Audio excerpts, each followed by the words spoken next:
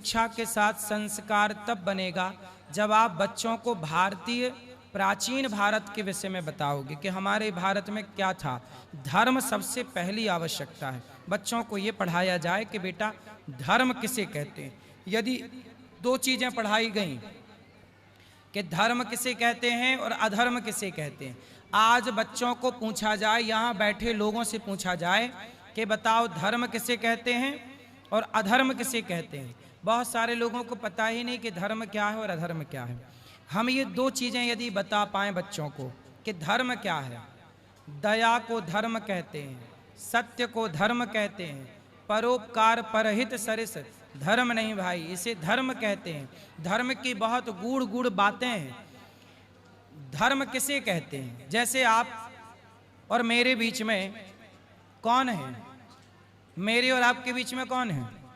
गुरु और शिष्य का संबंध। मेरे और आपके बीच में है धर्म। धर्म ही तो कहता है कि आप मेरे शिष्य हैं और मैं आपका गुरु हूं।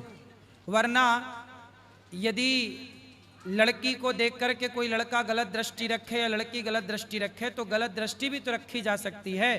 पर मैं कहता हूं कि आप मेरी बहन हो तो मैं कहता हूं मैं आपको देख रहा हूं तो बहन की दृष्टि से।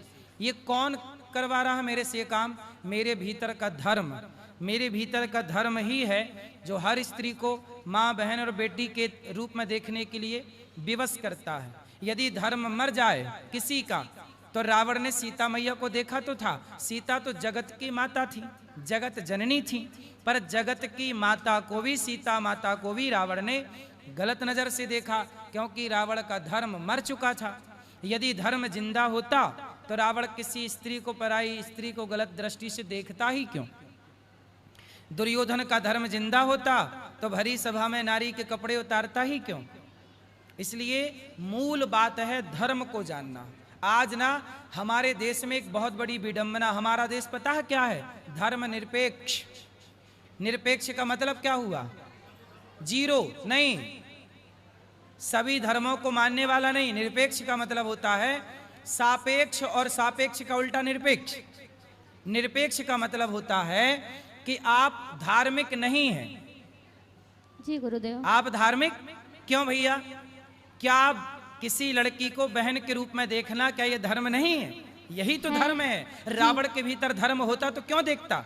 जी गुरुदेव। आज तुम कह रहे हो धर्म निरपेक्ष।